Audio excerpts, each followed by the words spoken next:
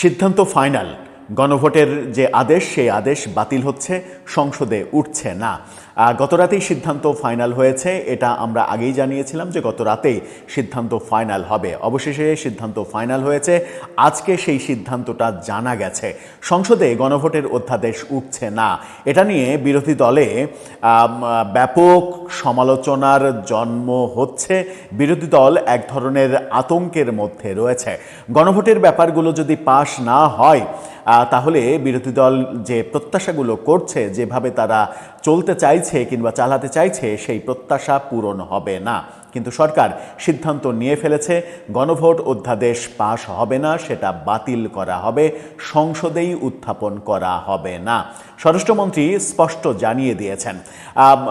গণমাধ্যমে কি কি পয়েন্ট উঠে আসলো এই ব্যাপারে, কোন যুক্তিতে গণভোটের এই ব্যাপারটা সংসদে উঠছে না, চলুন একটু জেনে দেখি। তাতে করে কি প্রতীয়মান হচ্ছে সামনের দিনগুলোতে, বিএনপি কিভাবে এগোতে চাচ্ছে, বিরোধী দল এনসিপি জামাতের যে প্রত্যাশা, সেই প্রত্যাশা পূরণ না হলে তারা কি সত্যি রাজপথে নেমে পড়বে।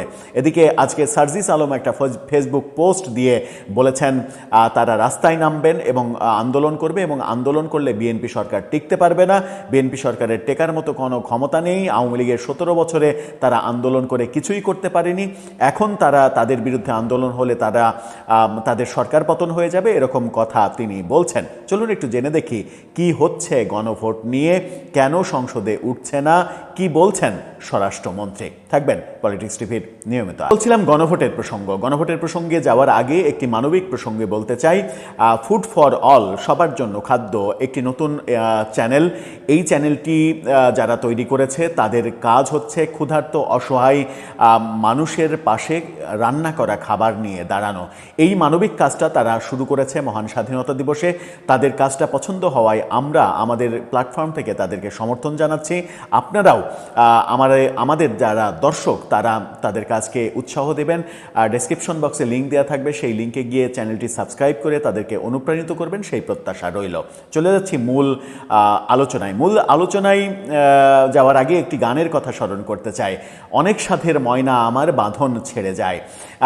এই বাঁধন যে ছিঁড়ে যাওয়া, এই আকুতি আমার মনে হচ্ছে যে এবার প্রফেসর ইউনূস সরকারের বেলায় প্রফেসর ইউনূস এই গানটা হয়তো গাওয়া শুরু করবেন। অনেক সাধের ময়না আমার, অনেক সাধের গণভোট আমার শেষ পর্যন্ত বাতিল হয়ে যায়, এরকমটাই অবস্থা তৈরি হয়েছে। প্রফেসর ইউনূস মেটিকুলাস ডিজাইনে সংবিধানের বিরুদ্ধে গিয়ে গণভোট আয়োজন করেছিলেন এবং অধ্যাদেশের মাধ্যমে সেটার বৈধতা তৈরি করার চেষ্টা করেছিলেন। কিন্তু বিএনপি সংবিধানের বাইরে থাকা কোনো কিছু সংসদে পাশ করবে না, এটা অনেক আগেই জানিয়ে দিয়েছে। সেই কারণেই গণভোট পাশ হচ্ছে না, এমনকি গণভোটের এই অধ্যাদেশটি সংসদে উত্থাপন করাও হবে না। কালের কণ্ঠের শিরোনামটা দেখে নিন, সেখানে বলা হচ্ছে বাতিল হচ্ছে গণভোট অধ্যাদেশ, উঠবে না সংসদে বিশেষ কমিটির সভা।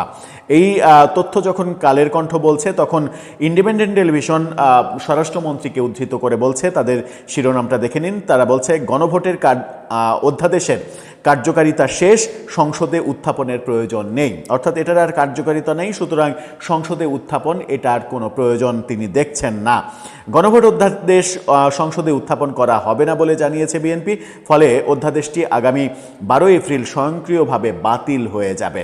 বিএনপি বলছে অধ্যাদেশ ব্যবহার করে গণভোট হয়ে যাওয়ায় ভবিষ্যতে ব্যবহার না থাকায় অধ্যাদেশটি পাশের প্রয়োজন নেই। এতে 12 ফেব্রুয়ারির গণভোট অবৈধ হবে না।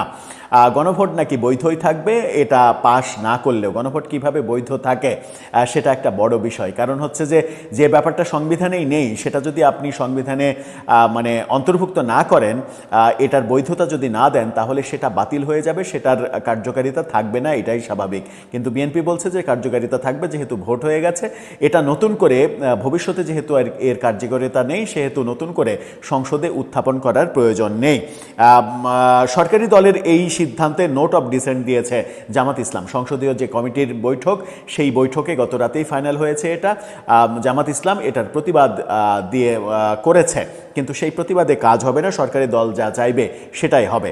গণভোট অধ্যাদেশ ছাড়াও সরকারের জারি করা 133 অধ্যাদেশের অন্তত 15টি নিয়ে সরকারি এবং বিরোধী দল একমত হয়নি। সরকারি দল মানবাধিকার কমিশন, বিচারপতি নিয়োগ, গুম প্রতিরোধ, দুর্নীতি দমন কমিশন অধ্যাদেশে পরিবর্তন আনতে চায়। এতে আপত্তি জামাত ইসলামের। জামাত ইসলাম চায় না এই পরিবর্তনগুলো। গণভোট অধ্যাদেশ সংসদে উঠছে না, এই ব্যাপারে বিস্তারিত যেটা বলা হচ্ছে যে 12 ফেব্রুয়ারি সংসদে নির্বাচনের দিনে গণভোট হয়। কমিটির সদস্য স্বরাষ্ট্রমন্ত্রী সালাউদ্দিন আহমেদ সভার পর আভাস দেন গণভোট অধ্যাদেশ উত্থাপন করা হবে না, অর্থাৎ অধ্যাদেশটি বাতিল হয়ে যাবে। সালাউদ্দিন আহমেদ বলেছেন, গণভোট হয়ে গেছে, অধ্যাদেশের আর কোনো ব্যবহার নেই। গণভোট অধ্যাদেশ সংবিধানের অংশ নয়, সংবিধানে না থাকলে গণভোট হবে না, সংবিধানে এমন বিধান নেই। গণভোট আয়োজনে একটি অধ্যাদেশ করা হয়েছিল, গণভোট হয়েছে, এই অধ্যাদেশের ব্যবহার হয়েছে, এর কোনো বিরোধিতা নেই। এই অধ্যাদেশ সংসদে ধারণ করে ভবিষ্যতে ব্যবহার করারও কিছু নেই। ভবিষ্যতে যেহেতু প্রয়োজন নেই, সেহেতু এই অধ্যাদেশ তারা পাশও করবে না।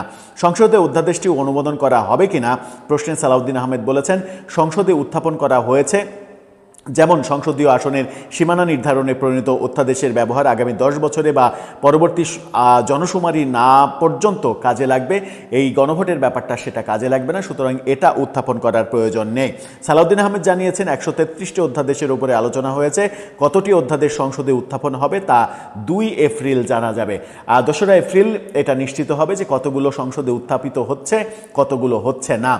ধারণা করা হচ্ছে 15 থেকে 20টি অধ্যাদেশ সংসদে উত্থাপিত হচ্ছে না এবং সেগুলো বাতিল হয়ে যাচ্ছে। তার মধ্যে গণভোট অন্যতম। আরেকটা হচ্ছে সাংবিধানিক পরিষদ গঠনের যে আদেশ, সাংবিধানিক পরিষদ আদেশ, সেই অধ্যাদেশও বাতিল হয়ে যাচ্ছে।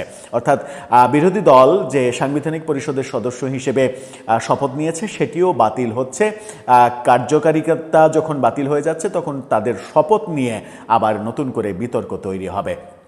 সব মিলিয়ে যেটা দাঁড়াচ্ছে সেটা হচ্ছে যে এনসিপি এবং জামাতের যে প্রত্যাশা কিংবা স্বপ্ন, গণভোট এবং সাংবিধানিক পরিষদ নিয়ে এই ব্যাপারগুলো হচ্ছে না। সম্ভবত সংসদের উচ্চকক্ষ গঠিত হওয়ার যে ব্যাপারটা, সেটাও হচ্ছে না। সেটা না হওয়ার সম্ভাবনাই বেশি, কারণ ঐক্যমত্য কমিশনের বৈঠকে বিএনপি বলেছিল যে এই মুহূর্তে এত বিলাসিতার প্রয়োজন নেই, বাংলাদেশে উচ্চকক্ষ তৈরি করে সেই বিলাসিতা করার মতো সামর্থ্য বাংলাদেশের নেই। তবুও সবার জোরাজোরিতে তারা রাজি হয়েছিল, কিন্তু পিআর পদ্ধতিতে নির্বাচন এটাতে রাজি হয়নি। তারা এটাও বলেছিল সেই সময় যে তারা যদি ক্ষমতায় যায়, তাহলে তাদের মানে যে ভাষ্য, তাদের যে পছন্দ, সেই পছন্দ অনুযায়ী তারা ঐক্যমত্য কমিশনের সিদ্ধান্তগুলো বাস্তবায়ন করবে। সুতরাং উচ্চকক্ষের ব্যাপারটাও প্রতিষ্ঠিত না হওয়ার সম্ভাবনাই বেশি।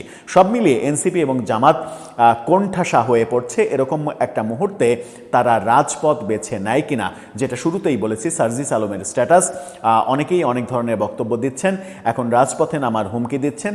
দেখার বিষয়, এপ্রিলের 12 তারিখের মধ্যে যেগুলো স্বয়ংক্রিয়ভাবে বাতিল হয়ে যাবে, এরপরে কিংবা 2রা এপ্রিলের পরেই ওই 10 দিনের মধ্যেই তারা রাজপথের আন্দোলনে যায় কিনা। আর রাজপথের আন্দোলনে গেলে বিএনপি সেটাকে কিভাবে মোকাবেলা করে, সেটাও দেখার বিষয়। অনেকে বলেন যে জামাত এবং এনসিপি, বিশেষ করে জামাত, যদি বিএনপির বিরোধিতা করে রাজপথে নেমে পড়ে, তাহলে তাদেরকে মোকাবেলা করা বিএনপির জন্য অনেক বেশি কঠিন হবে একা একা। এবং জামাতকে মোকাবেলা করার জন্য একমাত্র ওয়ে হচ্ছে বিএনপির আওয়ামী লীগের রাজনীতির উপরে নিষেধাজ্ঞা তুলে নেওয়া, আওয়ামী লীগকে মাঠ পর্যায়ে থাকতে দেয়া। তাহলে জামাত তাদের শক্তি প্রদর্শন করতে পারবে না। সেই পথেই কি হাঁটবে বিএনপি? আপনার মতামত জানিয়ে লিখতে পারেন আমাদের কমেন্ট বক্সে।